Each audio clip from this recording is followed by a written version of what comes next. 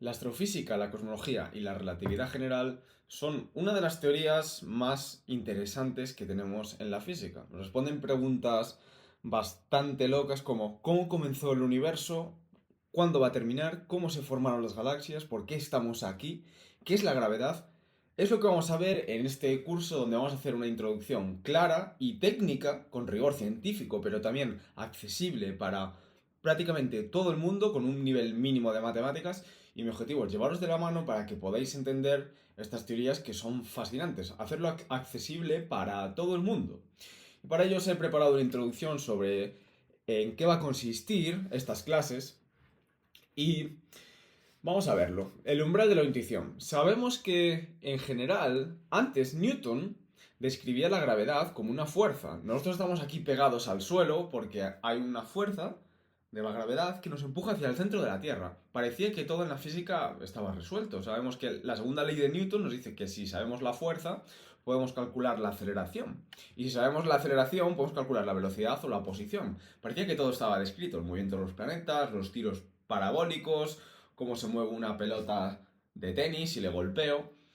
Pero vemos que en la gravedad esto es diferente. Había problemas que la ley de Newton, la ley de gravitación universal de Newton, no podía resolver. Y vamos a ver cuáles son estos problemas. Y vamos a ver qué interpretación da Einstein a este problema.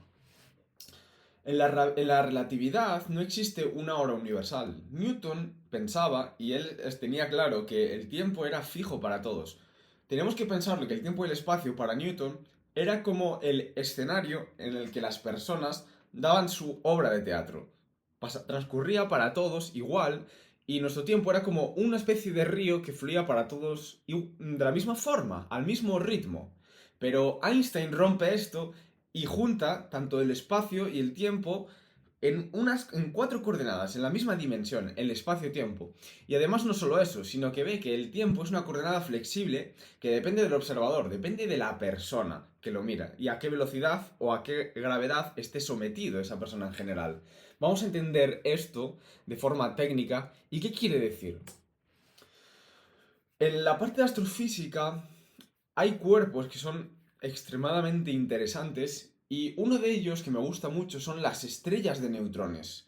Las estrellas de neutrones son cuerpos tan densos que una simple cucharada de este material pesaría 10 elevado a 14 gramos por centímetro cúbico. Es como coger a toda la masa de la humanidad y ponerla en un centímetro, en una especie de un terrón de azúcar. Estas estrellas de neutrones son impresionantes porque sobreviven gracias a las leyes de la mecánica cuántica, la presión de degeneración neutrónica se conoce. Seguramente quizás conocéis de bachillerato el principio de exclusión de Pauli, que dice que dos partículas no pueden estar en el mismo estado a la vez. Y lo que ocurre es que estas estrellas, al estar formadas por neutrones, no pueden ocupar el mismo estado cuántico, entonces se genera una presión de degeneración hacia afuera que hace que sea posible esta estrella. Es un fenómeno fascinante y hacer estos cálculos son bastante complejos, pero poco a poco vamos a poder ir resolviéndolo y con calma. Luego vamos a ver también cómo evolucionan las estrellas, cómo se forman los elementos. En general, las estrellas están formadas de hidrógeno y helio, pero gracias a reacciones de fusión nuclear, que gracias a ellas emiten y brillan y podemos estar nosotros aquí y tener energía, se van creando diferentes elementos. Primero empezamos con hidrógeno, pasamos a helio, pasamos a carbono y poco a poco vamos fusionando elementos y se va generando energía. Pero llega un punto en el que esta fusión de energía ya no es rentable. Fusionar no provoca que aumente nuestra energía, sino que perdemos energía. Y esto ocurre cuando llegamos al hierro, que suele ser el final de las estrellas, donde tenemos el núcleo. Las capas más externas están formadas de hidrógeno y a medida que aumentamos el número atómico, vamos a capas más internas, como vemos en esta imagen. Y vamos a ver un poco la evolución de estas estrellas, cómo se forman, cuál es su final, los diferentes tipos. Luego un tema que a todos os apasiona y es entender qué son los agujeros negros. Los agujeros negros están muy mal entendidos en la ciencia, en la divulgación, no se explican bien. Se suele decir que son como una especie de aspirador cósmico, pero nada más lejos de la realidad, no tienen nada que ver. En esta imagen vemos una especie de disco que se conoce como disco de acreción y son unas máquinas de generar energía. La fusión nuclear tiene un rendimiento del 0,7%, es decir, por cada kilogramo que metemos de fusión nuclear solamente se generan 0,7 o 7 gramos, que es una cantidad pequeña pero suficiente. Pero, cambio, en este disco de acreción, que es la materia que cae y se ve acelerada por la potencia que tiene este agujero negro y por la velocidad a la que gira, se genera mucho calor y radiación que se emite, se puede tener una eficiencia energética del 42%, que es el proceso energético más eficiente del universo y que supera por creces a la fusión nuclear. Lo veremos con detalle. Os he comentado que Newton veía las fuerzas, veía todo con fuerzas, con una especie de flechas y con eso podemos predecir la trayectoria. Con la gravitación tiene una ley, que es la ley de gravitación universal, que también predice y funciona muy bien para calcular órbitas de satélites, órbitas de planetas, pero no es del todo correcta y no podía resolver algunos problemas que eran súper importantes en la época. Veremos qué problemas eran. En cambio, Einstein da un golpe sobre la mesa y generaliza este concepto y ve que la gravedad no se puede describir solamente con fuerzas y eso es incorrecto. Y lo ve como la deformación del espacio-tiempo debido a las masas.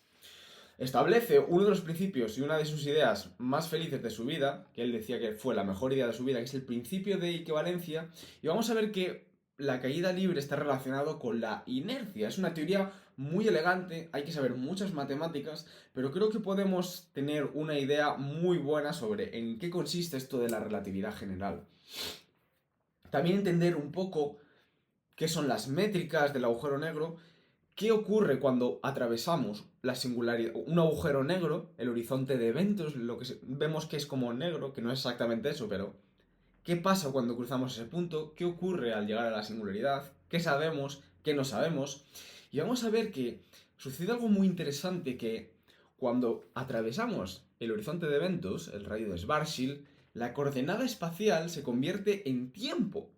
Es una locura, imaginaos, nosotros nos podemos mover en el espacio, pero no nos podemos mover en el tiempo. Nosotros vamos siempre hacia el futuro, no podemos ir al pasado, por desgracia o no.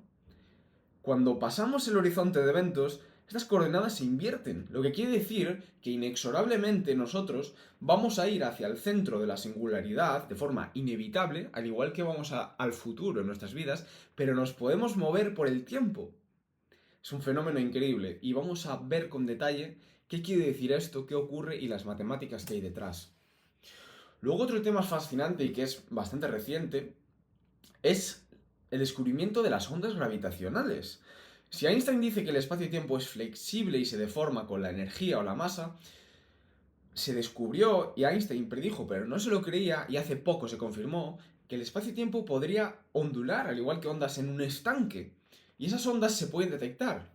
Lo que ocurre es que cuando las detectamos son muy sensibles, necesitamos aparatos de medida extremadamente complejos y que tengan una capacidad de medir perturbaciones del orden de 10 a la menos 21.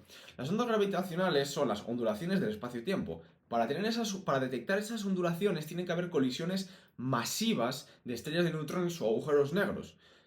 Dos agujeros negros empiezan a orbitar y poco a poco se van juntando y la colisión es tan potente que deforma todo el espacio-tiempo y esas ondas las podemos detectar nosotros.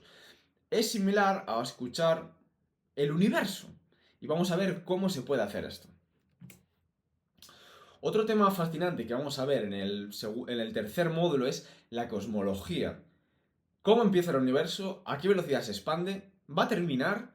¿Cuál va a ser el fin? ¿Se va a expandir para siempre? Son preguntas que todo el mundo se hace y muchas religiones intentan resolver. Pues la cosmología es la rama a la que se dedicó Stephen Hawking. Y vamos a ver, ¿de qué está compuesto el universo? Son preguntas que son muy interesantes.